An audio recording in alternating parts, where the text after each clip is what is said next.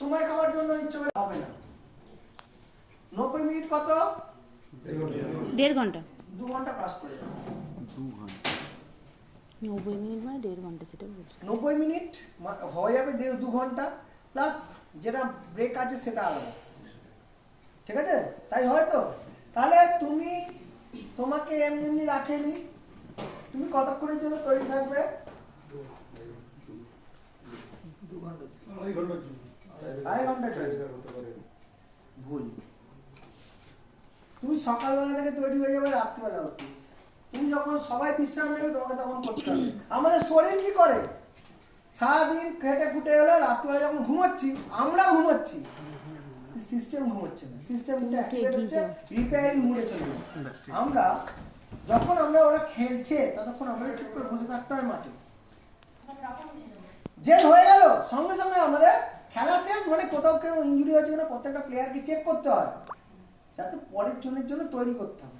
টুকিটাকি ইনজুরি হলে সেগুলো দেখতে হবে। খেতে খেতে ওরা ইনজুরি তোমার ঠিক করতে বা কোনো কিছু ব্রেক করছে সে মনে হয়।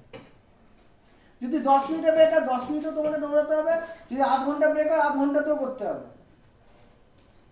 এবার তুমি যে মুহূর্তে স্টপ হচ্ছে, হয়তো 1 মিনিটের জন্য কি 2 মিনিটের জন্য, 2 মিনিট তোমাকে কিন্তু চেক করে নিতে হবে কোনো কিছু আছে কিনা। যদি তুমি পেন্ডিং করে রাখো, তোমার অন্যদিকে পেন্ডিং সমস্যা বেড়ে যাবে, তোমার টাইম বেড়ে যাবে, প্লেয়াররা এক এক করে ইনজুরি হতে শুরু করবে, একটাকে ঠিক করবে না, ওটাও গেল আর পরেরটাও গেল, তখন হয়ে যাবে হ্যাপাসোট, তাই তো? এগুলোকে কিন্তু খেয়াল করতে হবে।